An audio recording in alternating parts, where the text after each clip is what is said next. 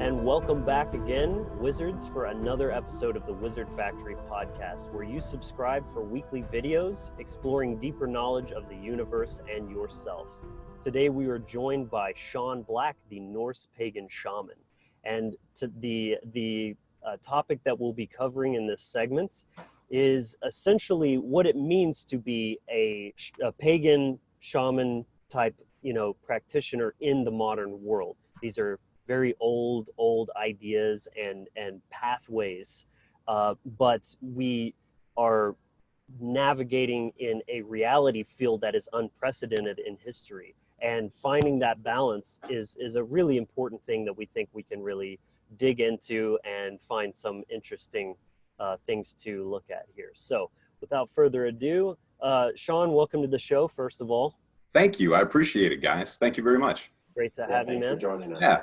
And so why don't you start by telling the audience what it is to be a Norse pagan shaman? Like, break that term down. What does that really mean to you? Yeah. What the hell is a Norse pagan shaman? No kidding. That's actually a great question. Okay. Particularly since there hasn't really been much of that around in the last 700 years or so.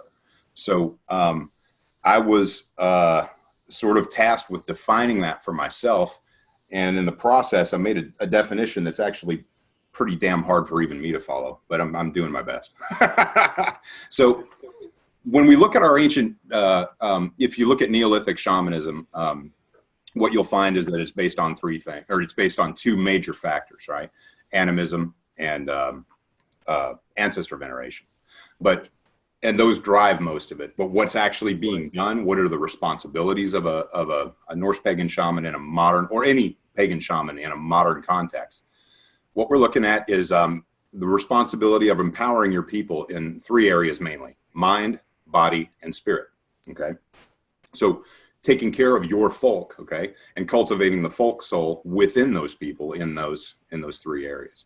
In addition to that, as far as responsibilities go, the other major responsibility is to travel between worlds and maintain roads between worlds. Now, that's sort of a broad universal thing, because worlds can be communication between two families that are local, or it can be travel within the realms of our local cosmos and beyond, and everything in the middle. So it's really more about communication, but keeping the communication open, keeping the development of animism and ancestor veneration alive. And those are the responsibility. That's the scope of responsibility. Now, there are a lot of modern challenges, of course, and we'll probably get into some of that as we discuss this stuff, but that's the basic responsibility as I understand it and as I've defined it for myself. Wow. Wonderful. Yeah. Yeah. So, the general kind of theme in this episode, we want to look at, obviously some of the animist and pagan mindset and how important it is to reconnect with that ancient wisdom, to connect with your ancestors as guides, to connect with the land spirits, things of that nature. And then, in the other couple segments after that, we'll kind of move it forward from there. Sure. So, for me personally, that was a really big step in my growth, was starting to connect with my ancestors, specifically of this path. Like when that happened, all the little bits of knowledge, all the puzzle pieces I had been collecting my whole life, that when I found this, that's when everything really came together for me. And I really find just simply stopping to listen and look for that kind of guidance from them is one of the most useful things you can actually do, especially if you're kind of in a place where you're feeling some kind of struggle. That guidance is always very useful to tap into, and I do try to make a very daily practice out of doing that, for sure. Yeah, you absolutely should. It's what we're dealing with, if we look at history, okay, is since the most recent onslaught of monotheisms, there's been sort of a dedicated but slow, relatively slow effort to disconnect us as individuals and regardless of what our pre-Christian culture was. And every one of us can relate to this, because every one of us has a pre-Christian culture, no matter who you are. Right. But the systematic separation of us from our animistic practices has been happening for about 2,000 years or so. well, you know, a little bit later than that, depending on when the folks got into it. But if we look at history, it's been worse and worse and worse as it goes along. And I think the real the real nail in the coffin for animism probably happened in about 1871 with some European authors writing some really dismissive stuff, and that was circulating through the universities about how, you know, animism is really, you know, a very primitive and non-useful thing. And that happened about the same time as the real step up of the industrial age. And then we had this whole massive sort of dismissive attitude about animism, which led us into a really bad place where we're in denial about the world. It's a world denying concept, and it fits perfectly with Christianity and other monotheisms. And you would have thought that these academics would have been like, that doesn't make any sense. You know, I'm a biologist. I'm out looking to establish our connection to the world. But material reduction concepts and the idea of material reductionism within that was accepted by the academic communities, it just melded perfectly with this anti-animistic concept. And hubris that came out of it was just astounding. And so now we have all these schools of higher learning that are teaching us that we're above nature. Our job is to conquer nature, you know? And that was motivated by a lot of the monopolies in the banking industry and a variety of other places too. Yeah. But you can kind of see where all these forces came together to strip us of our, this empowering thing, this incredibly empowering thing that gives us our connection to the land and the power exchange between us and our local land. And just, it's like, we need that back. Right. Very well said. And that was making me think as you were talking about how you can see the polarization that was occurring at that time, where some people were being pushed more in that direction that you're talking about. Mm-hmm. And then you could look at the other side where you have like hyper materialism versus like spiritualism, and putting the emphasis on one and saying that one is superior and the other is inferior, when they're not understanding that they're all part of the same thing. Right. Yeah. Essentially what they were doing is they were putting mentality and physicality over energy, you know, and those are the mind, body, and spirit aspects. So the beginning of the division of our culture and our family and our individual selves starts happening there when you start saying words like my body, or, you know, or my mind, you know, or my soul, you know. Like our culture didn't even, the Northern culture didn't even have a fucking word for the soul. There was no word for it, because the soul is comprised of like 9 to 12 different aspects, and they all working together. And if you understand them and you draw them together, then you can be a whole person, right? Yeah. Gone. Yeah, exactly. Right. I believe I think Sethicus Boza did a really awesome segment, the psychosomatic Northern Soul Complex, where he literally has a diagram of all of those parts and talks about each one. Fantastic segment. So anybody that hasn't watched that, highly recommend that. Absolutely. Yeah, that would be a really good thing to know. I've had a problem trying to put 6-dimensional objects into a 2-dimensional format that's actually successful. So I break them down into like for new people, I break them down into the 3 different parts, which is mind, body, and spirit. And it's not equally shared. But then through working with your Orlog, understanding your Homingya, your Disir, and your Filgia, you begin to understand how all these things work together. But the idea, for me personally, and I've tried it, I can't sit people down in one sitting, really, no matter how smart they are or how aware they are, and lay all this shit out on them and expect them to understand it, you know? Sure. Yeah, that video, it took me like 3 times to actually get all the way through it and feel like I kind of even wrapped my head around it, for sure. No, definitely. This is stuff that needs to be taken in small bites and then experienced and then and digested. Yes, and then when you come back, you have that more openness to it as well. Oh yeah, and it'll blow your mind to understand that you really are all these different things, and that it's like, how did these things get all separated? I mean, that was the first question I asked myself. It's just interesting to me, like thinking in context to all this and knowing that consciousness really just has to be the fundamental principle of anything metaphysical. It's the Yeah. nothingness that's the space that is actually everything, like dark matter, basically. Anything that's not actually, you know, like atomic particles doing their thing is all mind. And Mhm. that's where animism comes in, is that everything is consciousness. And so by saying that that is like a myth or just, you know, hocus pocus or whatever, Yeah. you literally have like dismissed the primary principle of even understanding what the fuck all of this is. And Yeah. we owe those kinds of bullshit logical fallacies to extreme material reduction science. You know? Mhm. And then that trickles down into academia. Yeah.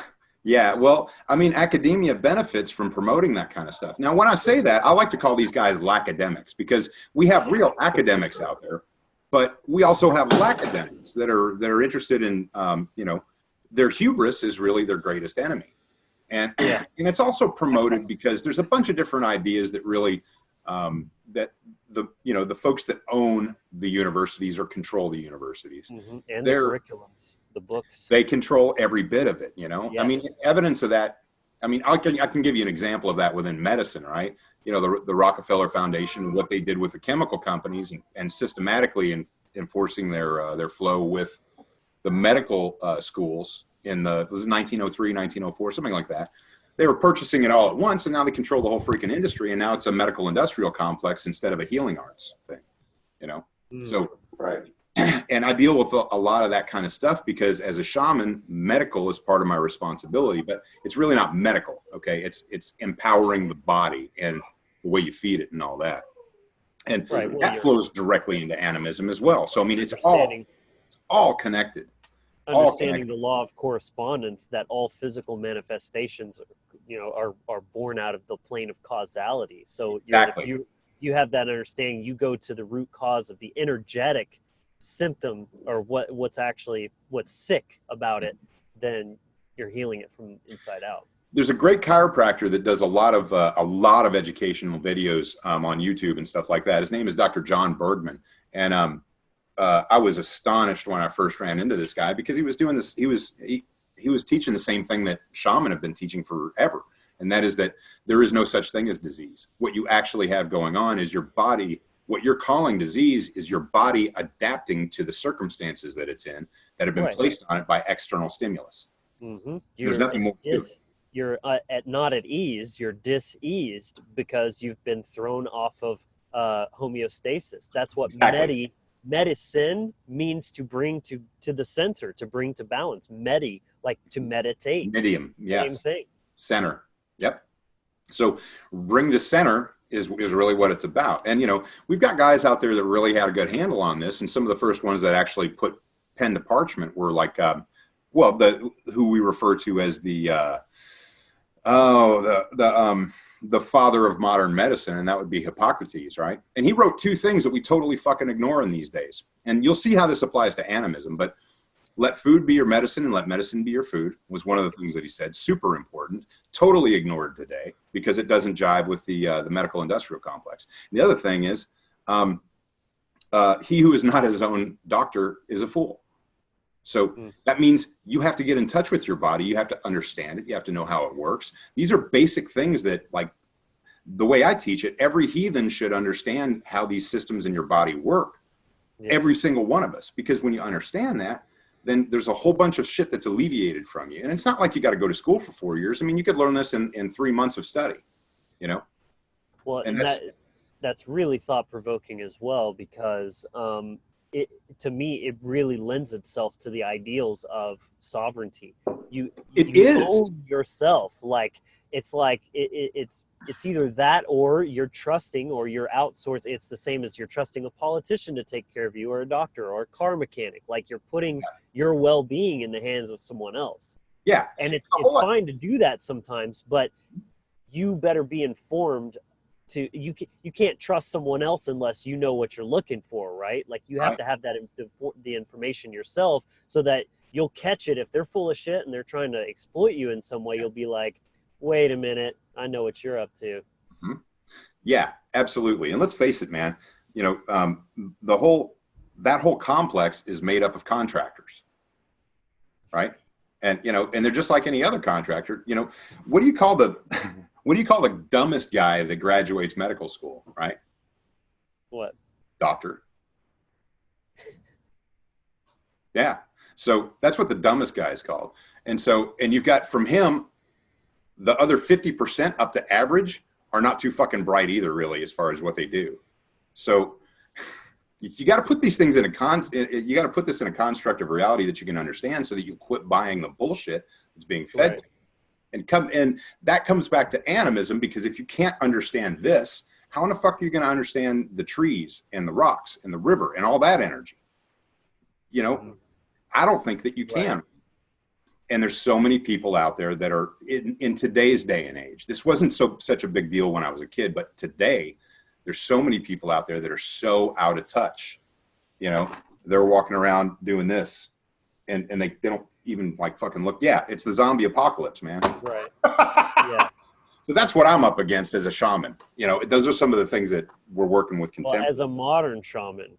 As a that's modern kind of, shaman, right? That's kind of what we're getting in here. Yeah, and we're getting ahead of ourselves. I think we're going to talk about that in a little while. Yeah. The part of it should probably be first. Yeah, I definitely think we could keep it, you know, like really hone in on the meaning of these words from the ancient perspective first. But, you know, Brian, if you had something as well, you look like you were about to. Yeah, and you guys got to rein me in because I'll go off on a fucking tangent. Yeah. We did the same things. So, no, I mean, just I think it's really so important. We hit on this in an episode that we just recently did with Thomas Sheridan, speaking about, you know, like a lot of the ancient structures. You know, like one people will be familiar with is like Stonehenge, but a lot of people don't realize there's literally tens of thousands of these structures all over, and not just in Europe, but, you know, all over the world. So this idea that academia puts down that all our ancestors were just these very primitive, you know, skin wearing, you know, barbarians. Yeah, and all those sites you're knowledge. talking about, all those sites, those were all burial sites, right? Right. Yeah. They're like, oh, yeah, that's a grave. That's what it is. But we didn't find any bodies, but it's a burial site, you know, like really fancy headstone. Right. Well, you know, the only real fucking problem with that is biologically, there's no fucking evidence whatsoever that shows that our brain capacity has changed at all in the past 30,000 years. Mm-hmm. There's no evidence of that.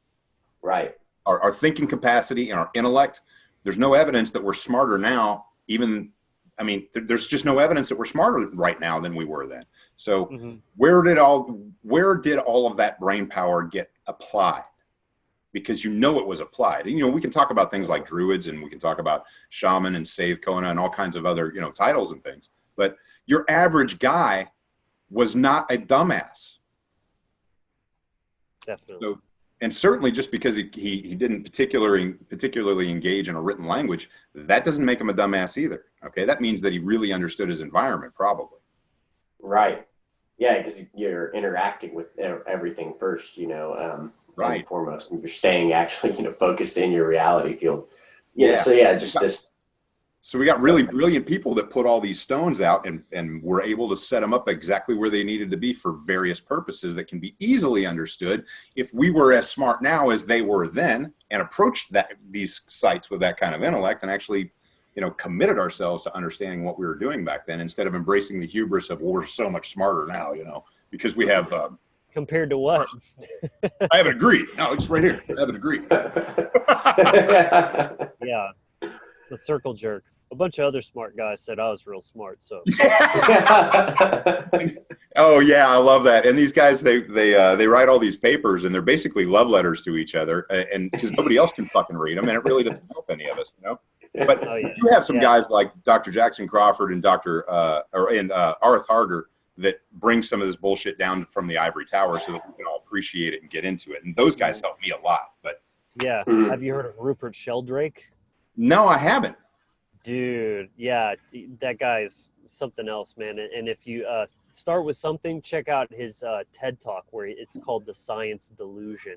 And he talks about his experience in the field and how what an utter sham like the whole peer review system is, how corrupted it is by Oh, fuck yeah. government funding and all this kind of crap. It's absolutely, I mean, there's so much good science out there, and there's legit scientists putting out incredible work, Yep. but the typical atheist has no like discernment between any of that. It's like, no, science has spoken, studies have shown that blah blah blah, and then that's just like the modern day Bible. Like the Bible says. No, it is. No, it is. There's a whole school of thought out there where these people are disenfranchised by the emptiness of Christianity, for example, right?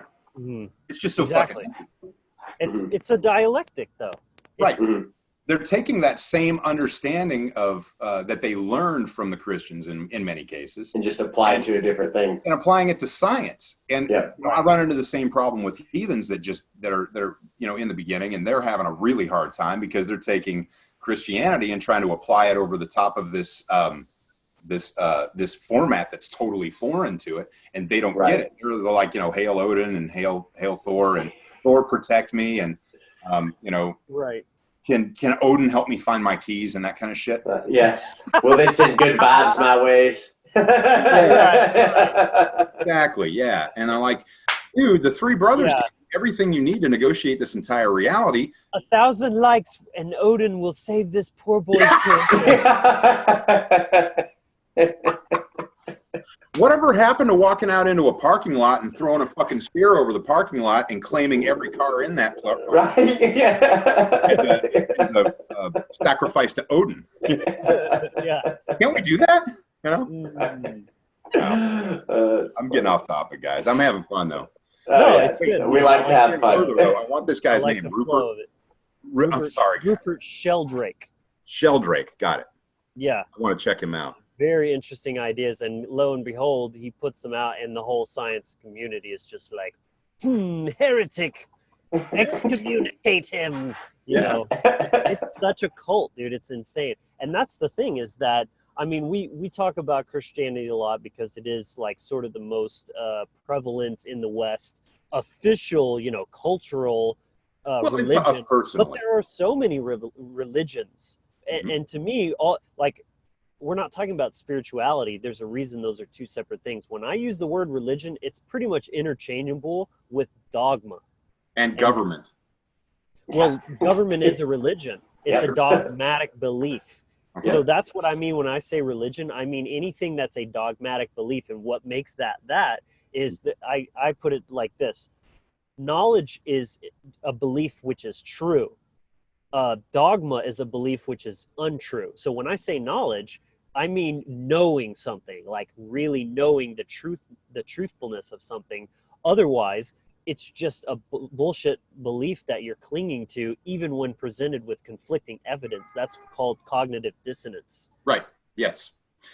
I make it a really important point to point out. I point this out very, very clearly because a lot of people ask me things like, do you believe in this or do you believe in that? And the fact is, I do not have any beliefs. I don't have any. I have experiences. You can have opinions. Of course I have opinions, but I usually keep most opinions to myself because what I talk about is my experiences. Okay. Now, that is different than an opinion because it's something that I have experienced. I understand that that's very subjective, and I understand objective reality and the difference between that and objective reality, and the fact that nobody has ever experienced objective reality and lived to tell about it. Right. So you need both to get to the heart of truth. Well, you can't experience. The problem is you cannot experience objective reality and survive the experience. Not true objective reality. Okay. Right. The more different perspectives you get, the closer it can become. They're like polarities. Okay. So you have at the far end, you've got objective reality, and at this other end, you've got subjective reality. And as you get educated, you move a little bit. Huh?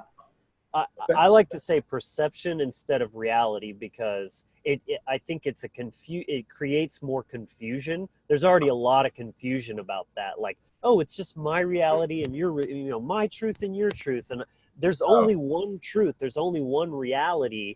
And what seems real to you is really your perception.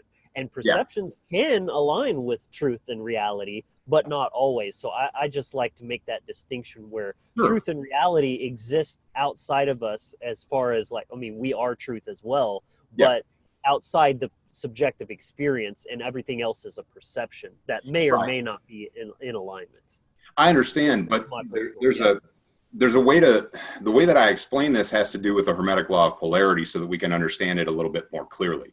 Because at one pole you have objective reality, okay, which is like everything is exclusively energy and there's no creative influence in the way between that energy and what we perceive as reality, okay? Like, for example, you use your creative energy in order to translate your creative self translates these messages that come in pure energetic form so that you can understand that you have a pen in one hand and you have paper in the other, but really you don't.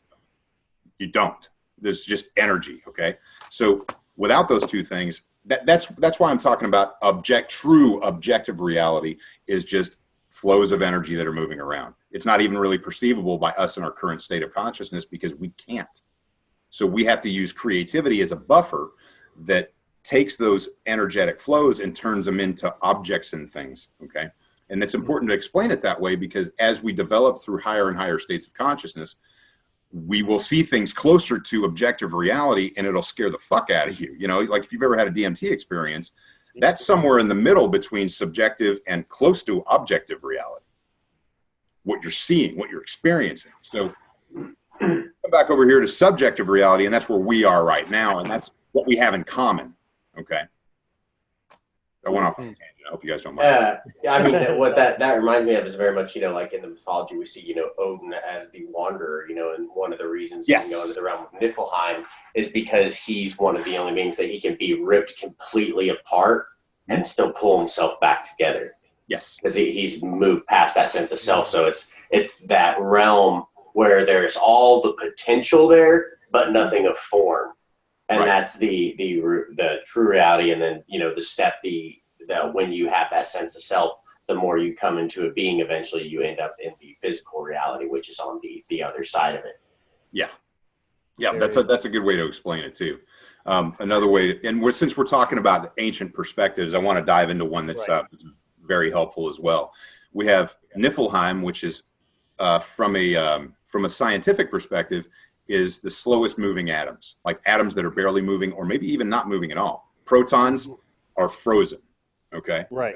So like you could actually witness a frozen beam of light, and that's what we're talking about. It's so cold. It's the immovable object, right? Over here on the other side, we have Muspelheim, and these are the two most ancient aspects of our universe. We have Muspelheim, which is the unstoppable force. Things are moving so fast that everything's on fire. Everything's energy, okay? And then in the middle, we have the Gununga gap, which is unlimited potential. And not in the middle necessarily, but actually surrounding it all. It's all, I mean, it's everywhere. Right. Yeah. Inside and outside. It's the void of everything. Yeah. Right, exactly. right. But it's the unlimited potential that can come out of the two friction. And so these are some of the things, this is some of the things that our ancient ancestors applied some of their brain power to by way of things like awareness meditation, discipline meditation, and creative meditations. And we know that. We know that they did these things. So that gave them the opportunity to explore some of these aspects of reality. And they weren't hindered by commercials and, you know, Facebook and things like that. Yeah. What that really makes me, I've mentioned this before on the show, but it just continues to blow my mind how these ancient understandings of things were understood conceptually. They didn't have the technology to actually look at the atoms and like break it down from a scientific perspective. But I would say it's because they had a deep and rich understanding of natural law, even back then, because it's universal law, which means by definition applicable in all cases. Yes. It's still true to this day and translates even from the new modern and scientific understandings. It's not that they knew because they could see the atoms like when they're meditating or something. It's just this understanding of the core principles of how the universe works. One of the beautiful and humbling things about that very thing is it was only a couple of years ago that we thought an electron particle was actually a single thing floating around a proton. We've discovered since then that it's actually a field. It's not a little dot moving around, circling. Like, you remember those 1950s atomic signs where we had the little 6 dude dads going around? It's nothing like that. It's actually a field. Okay. Mm-hmm. And we discovered this when we started looking into things like unified field theories, and there are a variety of them. But all this stuff is like, this is the shit that they understood back then. You know, you can't build a pyramid if you think the Earth is flat. You can't do it. Not like that. You know, you can't calculate. We just lost 500 subscribers. Well, you know, they can change channels. Good. Yeah.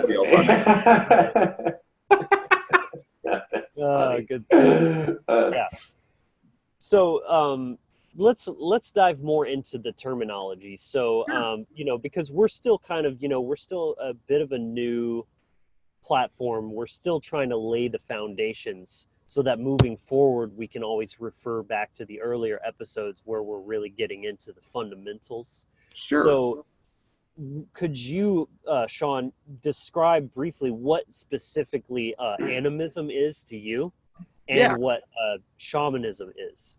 Yep. Yes. So animism is a way of understanding the energetic properties of everything around us. There have been some sort of miscommunications about what animism really was to, like, our people, you know, or at least to my ancestors. Okay. I can't really speak to everybody else's ancestors, but I know about mine. And we have everything has Megan. Okay. Megan is a word that means, it's an Old Norse word, and it means sort of like life force energy, a lot like the word ki or chi. Wow. Mm-hmm. Now, Megan exists in every single thing, everything.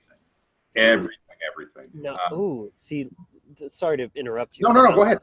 I'm a bit of a word nerd, and I'm always like connecting kind of seed sounds and stuff like that. Yeah, when you say that, especially the way you described it, it kind of reminded me of magnetism. Megan, you know, Mary Magdalene. It's that the essence. It's the feminine, basically.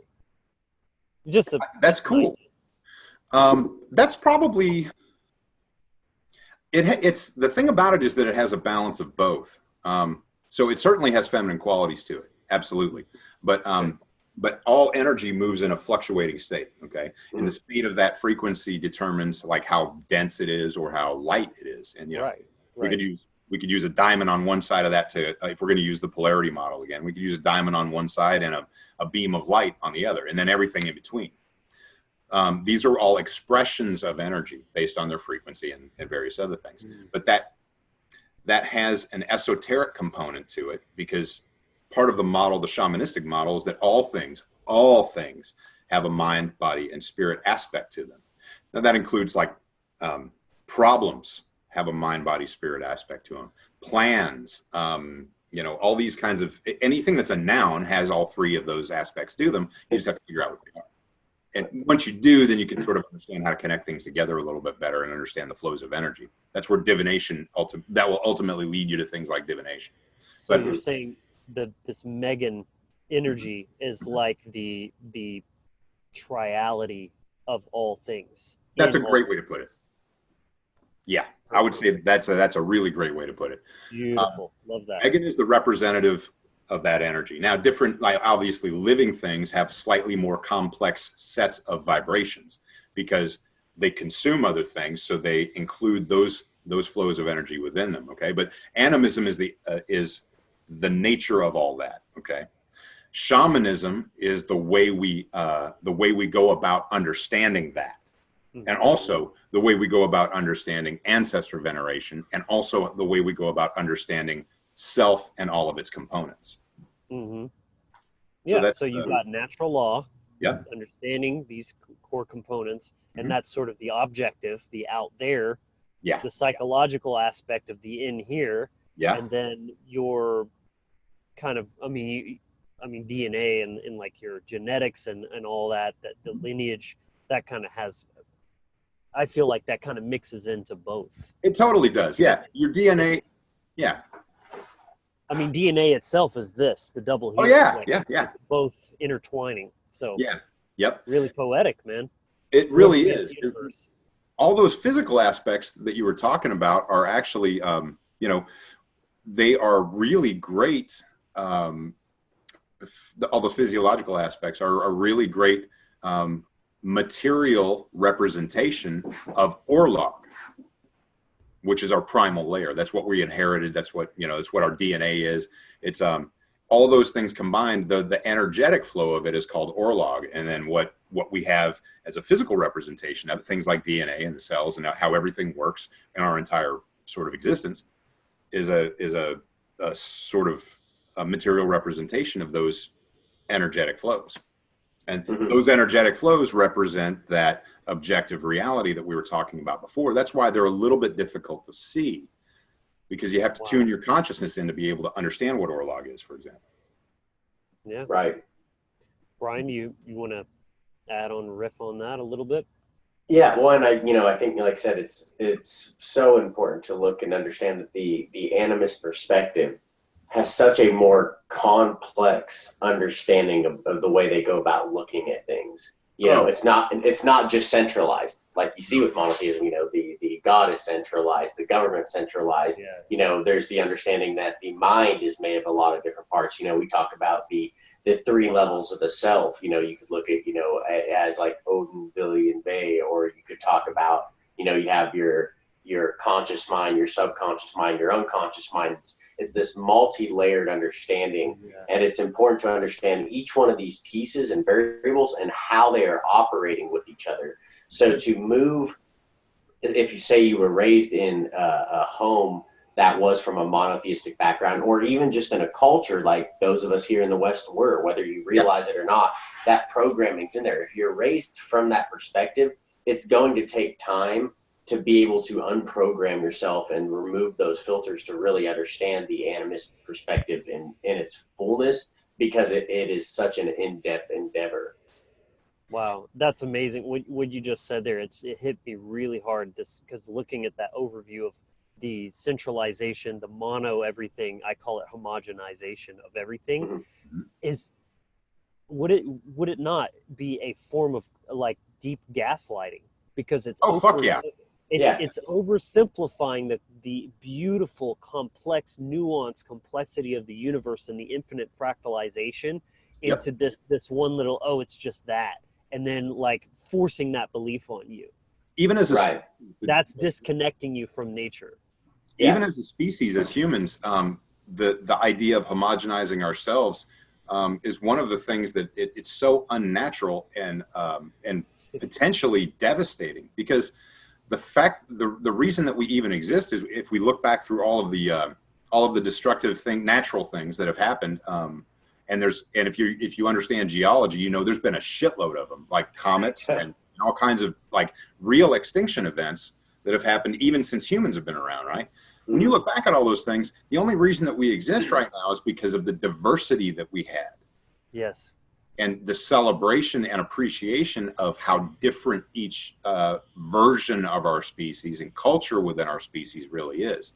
So the idea of taking all that away from us, taking away our history and all that kind of stuff, you can't help but look at that and say, somebody's trying to make us a slave. And it's an empire that's doing it. Oh, wait a minute. That's what empires do. Yeah. Because the more diversified and decentralized something is, the stronger it is. Look at, again, the blockchain. Why is crypto so good? Because you can't take it down. Right. It's so fucking resilient, because you destroy one node or 10 nodes and all the other ones just like quarantine it. Yes. Exactly. It's like very nano armor or some shit. Yeah. Our species model was set up this way over the course of many, many variations of many experiences where, we've had total fucking destruction. The fact that we have a variety of cultures is super important. And, a lot of people have an issue with folkish heathenry, right? Or they claim to, but I don't think they really understand it. What they don't understand about it is it's a celebration of each and every one of our individual ways. You know what I'm saying? It's like, it's a preservation of a variety of things, not just us, but a preservation of Zulu. We have the appreciation of the Zulu and some of the other cultures, the Maori. These are all great cultures. They all have a place at this table. Yes. All of them. Thank you. Okay. Right. Be a folkish heathen to me is a really, really important thing, because I love the fact that we have got so much diversity and such a cool variety of humans on this planet. And I think it should be celebrated and appreciated. And everybody coming from each one of these places needs to do their part to preserve that, instead of becoming a gray mass and losing that identity and potentially losing our right to stay in this universe. Well, and to me, it's like a human ecosystem. Like if you look at an ecosystem, like it's like the difference between a natural ecosystem, or where you're applying permaculture principles compared to where you're looking at monoculture and you're only growing just one crop and you're killing off everything else that's there. When you don't have that diversity, it becomes stagnant. And the system ceases to exist. You have to have diversity in order to be healthy, and that applies whether you're looking at plants, human beings, even your own thoughts in your own mind. If you stay stuck only thinking one thought, you're going to become stagnant. You're going to become dogmatic. You have to incorporate diversity, continually take in new knowledge, new perspectives. Think about universal principles. Brian, that's a fabulous and beautiful, perfectly animistic example. I mean, it really is. It is. And I wanted to throw this in there because when you were talking, Sean, I was just struck right here in the heart by the beauty of what you were saying, and then this thought crept into my head. What a horror it is that the beliefs that, like, this shit that we're repping right here, so many people would see that and think, fascist, Nazi, whatever. It's the exact 100% fucking opposite of the truth, dude. We're sitting here talking about theism and diversity being the natural way and being connected to that nature. Racism is that same homogenized fucking mind virus that we're talking about right now. It is. Right. It is. No, it totally is. It's so sad that they can't see it, but the reason they can't see it is because they never read some of that old literature that that you've probably heard this before. You probably even know. I think it was Thoreau. The unexamined life is not worth living, right? Yeah. Mm-hmm. Well, we've got an entire culture full of people that feel fully qualified to negotiate all of these massive, complicated, complex social issues. They can't clean their fucking room. Yeah. They can't figure out how to make Peterson in their life. Yeah. I mean, think about that for a second. That's pretty profound, okay? And so they're drinking the Kool-Aid is what's happening, and they don't even know what that means because they're not old enough. That they're just going to beg to the master class and then point guns at everybody, and somehow that's going to make everybody decent human beings. It's just like, or even worse, they're just going to stand up and bitch about it until something changes. Mm-hmm. You know what I mean? I'm talking about protest, because nobody's ever taught them how energy works, and that when you're protesting something, you are fueling it, you are feeding it. Yeah, you're giving it up. Even if they were successful in what they're petitioning they're begging to their masters to point guns at the other guys and tell them, make them do what I want them to. The bad man said something hurtful. Right. You're just praying. Well, right. That doesn't jive with my DNA. Absolutely. That doesn't jive with my DNA. I come from the people, and you guys do too.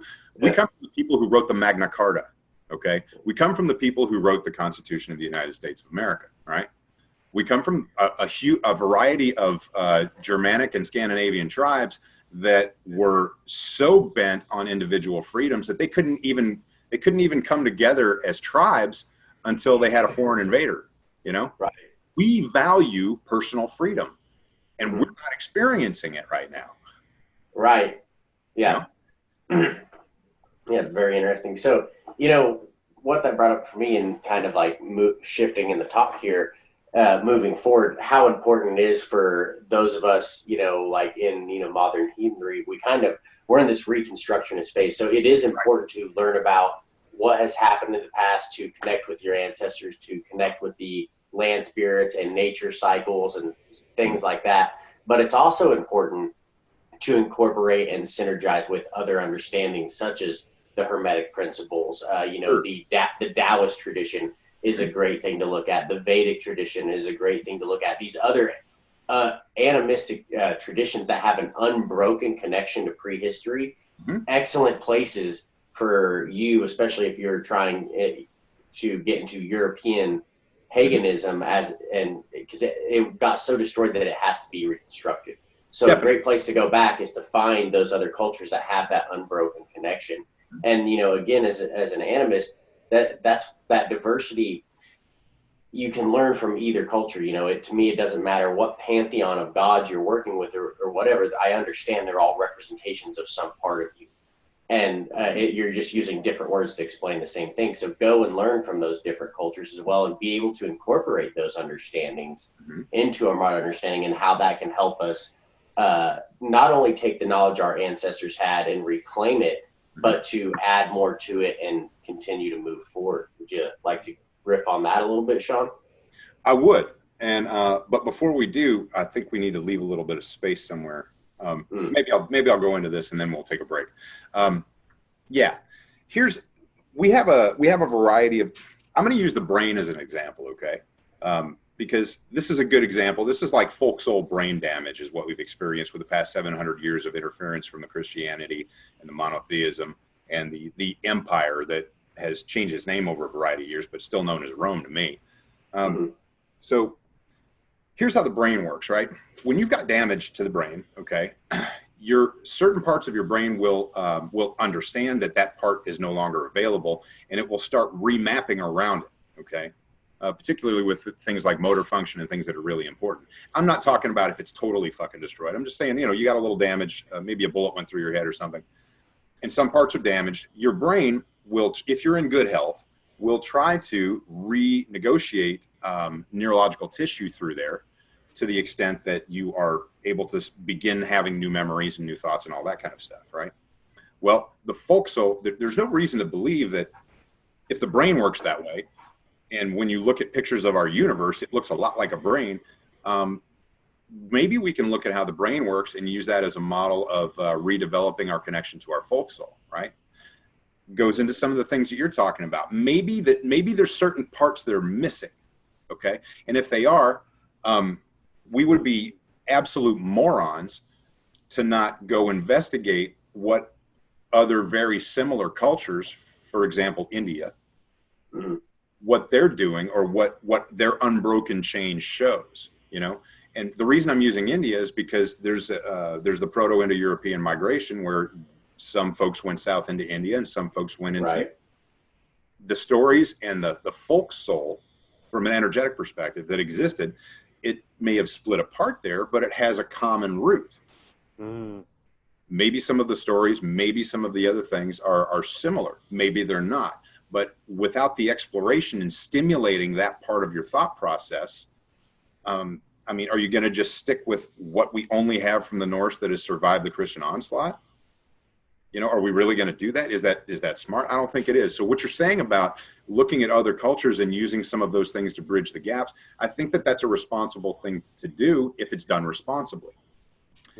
There are other things that we have access to that shamanism has always known about, and that is using the esoteric arts to develop and reconnect to what we now call epigenetics, but what back then we called orlog and ancestral memory. Epigenetics shows us that we've got plenty of, that's a modern thing. It shows us that we've got all kinds of things in our DNA and in our basically the physiological version of our orlog profile that indicate that, okay, you've got these skills because your ancestors developed these skills. You've got these weaknesses because they didn't succeed in overcoming those weaknesses. You've got this kind of food profile that works really well for you, and this other one that's totally foreign to you and probably won't work that well for you, right? We've got all these markers and all these things that point us in these directions from epigenetics. Well, if we take the epigenetic profile, mix it a little bit with what we know about quantum physics, and then look at shamanism as another example, we can find ways to build the bridges back energetically through our DNA profile, and that's called blood walking. Okay, Raven Caldera is the guy that coined that phrase. It's a very specific kind of orlog work that deals with figuring out who you are, what your strengths and weaknesses are, based on the information that you've gotten from your ancestors. So, And orlog literally means primal layer, for example. Mm-hmm. Okay, so it's your inheritance, like the whole thing. Right. Money, but also the good looks, you know.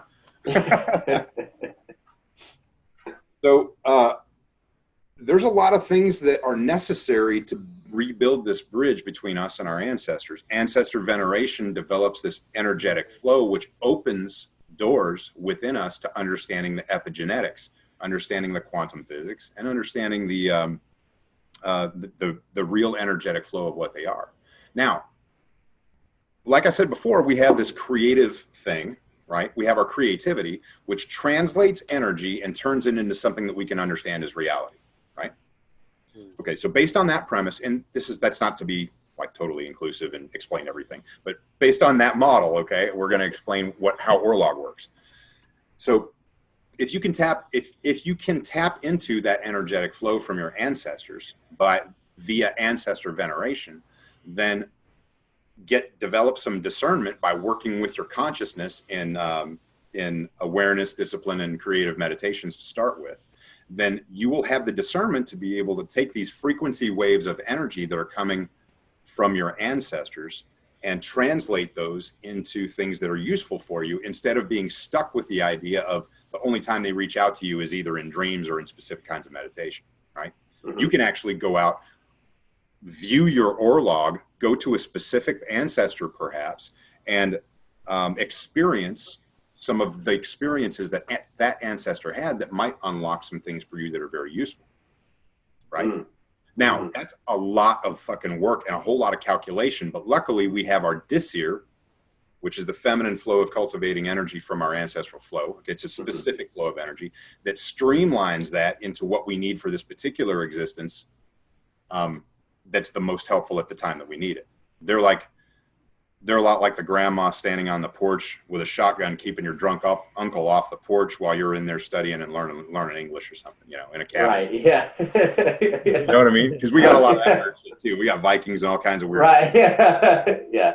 So, yeah, no, that's very, very interesting. Definitely reminds me of, you know, an experience I had naturally that it took me many years to kind of uncover what this actually was, because it just kind of happened to me one time. Yeah. And I had, and this was something I wasn't, you know, I hadn't even taken any plant teachers or anything, so I wasn't, you know, this was something I was totally sober. But I was learning about how when you speak, you can create a frequency to create a shape, and then if you can imagine that and then you rotate that, it will open up like a vortex. And as I was traveling through this, I noticed there was like, what the easiest way to explain it would be like there's different doors, right. And as I could stop and I could go into each one, and it would be like either a past life memory or a memory of an ancestor or something, and then you come back in, you travel back down the little timeline and go somewhere else, open another door and experience something different. And it was a really crazy experience when it first happened, and it took me a long time to understand what that was. But it is very, very useful for sure. And what you bring back can take you quite a while to process. Mm-hmm. That's the same flow of energy that I'm talking about. That was just an example of how your creativity, the capacity of your creativity at the time, allowed for that sort of translation of those waves of energy into something that made sense to you at the time. You know, Now, what's beautiful about that is as we learn the context of our ancestors, and this is where learning the lore and things like that become exceedingly important. As we develop this sort of mental context, we begin to have more tools for our creativity to accurately divide those flows of information into smaller and smaller parts. So what that translates to is having more and more detail that actually makes sense and helps connect more dots and understand more about our ancestors specifically. Like, you may get to the point where you're like, oh yeah, I must be in Frisian territory because of these things, or I must be in Danish territory because of these things, or I must be in South Africa because of like the tarot of our own people. That's a great way to put it. You know, it's the tapestry of all of the different archetypal aspects of the inner world and the outer world, the macro and micro, the major and minor arcanas. But instead of having cards, they had stories. and you're basically Yes. you recognize the symbols, just like when you see the tarot card and you're like, oh, there's that, or whatever, and it sparks that in your subconscious mind. That's exactly what it's meant to do. So Mhm. I love that, like, familiarize yourself more with those stories, Yeah. and it's just going to be like recognizing a landmark and It knowing, totally oh, is. we're going in the right direction. Now, let me sling some fucking mud on these academics for a second, okay? Because, all right, I call them macadamian nut, or academia nuts. that's awesome too. I'll trade you terms. You Academia can use nuts. mine if I can use yours. Does that work? Okay. Trade. So one of the arguments that I've always heard by junior academics, guys that really haven't put the time in, and one of the things that I've heard these guys say is, well, they didn't have written language, so I'm like, okay, let me give you an example of something. What I want you to do is I'm going to sit you in front of a television for about 2 hours, and you're going to listen to commercials. All right. And the little music that goes with anyone, dude. What's that? I said, why would you do that to someone? First of all, because fuck them. But the other reason is because I'm trying to make a point. Here's the point, okay? And I'm going to use myself as an example. When I was about 5 years old, my mom loves this fucking story. When I was about 5 years old, my mom had made the mistake of sitting me in front of a television, okay? And at 5 years old, I was able to remember word for word these commercials because there was music along with them and a rhythm along with them, right? Now think back to the worst 1980s pop music you can possibly think of, right? Everybody has an example of this, and you can remember all the words to that stupid fucking song to the point that it's annoying, right? Okay, you're tracking with me, right? You can remember all the words because there was a beat and there was a tone and all these things. There were these 4 components to this song that made them stick in your mind. And you don't miss the lyrics. The lyrics are perfect. You remember them perfectly, okay? Well, that's because there's a mechanism that helps us do that, all right? And the marketers figured that out over time. But the reason we're able to keep our stories accurate through all this time without written language is because there was music to them, there was a beat to them, and there was a flow, okay? And if you look at our Norse poems and stories, those were probably given to music. Okay? That means that if you wanted to fake it or change it along the way somewhere, you were going to have a really, really rough time doing that. You could, if you didn't have the music with you at the time you were trying to do it, you couldn't change it and make it something else. And nobody forgot the lyrics because they were perfectly done with the music and with the beat. So skalds would be our historians, and they were musicians and poets and all these other things, and they would tell these stories through song, and that's how they're accurate. And the Native Americans did the same thing. The Maori did the same thing. The Swahili folks, I'm sorry, not Swahili, that's a language. The Zulus, they did the same thing. Every culture on this planet put these things to music, and their stories never changed. Now, you sit a bunch of people in a room and you tell one something and it goes around in a circle. I forget what the fuck that's called. But yeah, by the time it gets back around, it's not even the same thing. But if you did the same thing and you put a beat and a tone to it, it wouldn't change. Right. Well, and that's, very interesting too, because when we look at the, if you want to translate the sagas and start studying things like that, that there's like the literal translations, but then there's also kind of like a poetic translation. And it's very useful. Yeah, exactly. So to study the different translations of them, because it is important to understand that these stories were meant to be sung or kind of expressed as poetry, to where they do have this rhythm and this beat. Yeah, it's definitely a very important thing to look at. Yeah, and there's another real serious issue with a lot of that stuff is that these same academic assholes are the ones that did all the translations over the past 200 years. And not only did they not really entirely give a shit, and I'm not talking about all of them. Of course, there's always examples to the contrary, all right? There's a lot of guys out there that really did a great job. Most of them, the guys that got published in a lot of cases did. Yeah, not blanket statements, just generalization. Yeah. I think it was actually Mark Purrier was the guy that told me this. He said there was a particular example of a particular document that was actually really important. And there were over 200 transliterations instead of translations in this particular document, right? Which meant that the guy who was doing the translating was actually inferring the meaning instead of doing an accurate translation. He was doing what made most sense to him at the time, which would have been about the 16th century, as a Christian, instead of just writing the fucking words down and writing what they mean. Decode them, yeah. Right. So he's trying to make sense of this story based on his understanding of reality, which is far removed from the other one. So we've got a lot of that, and we got to kind of, there's a lot of guys that are out there doing really hard, good work at trying to understand the difference between the two, and we got to pay attention to those guys when they talk. But that's another thing we're running into that's just like mind numbing, Mm-hmm. Like, I speak a couple other languages, so when I'm saying this, I'm like, I know how easy it is to just write the word that's there, and if it's got a couple of meanings, make some parentheses and put the other words too, and that would be great. You could just leave it at that. Mm-hmm. Right. That's they your weren't really job. interested in, I'm sorry, go ahead, Logan. I was just saying, no, that's your job. You're not there to try to figure out what it means. You're there to translate it so that it's documentation. It's Right. not interpretation. Right. Here's the problem. They didn't have any will to do that because they weren't really trying to preserve something. They were just They like, didn't probably respect it, really. some of them did, of course, but Mhm. yeah, a lot of them didn't. Right.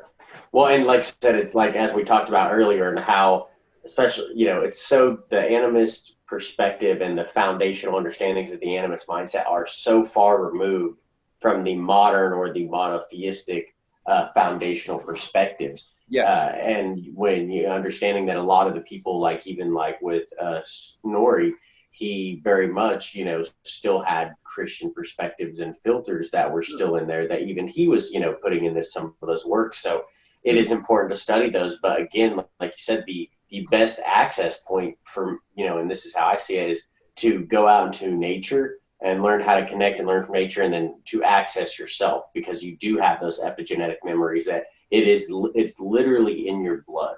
Mm-hmm. And there are entire universes in there that you can go navigate and learn from. And to me, that's the best access point, because it's direct. It really is. And that's where I put my attention as a shaman, because there are a lot of guys they're having all the arguments in academia that are actually doing the work, and they're a lot better at all that shit than I am. And that's going to be really important stuff to us as a community.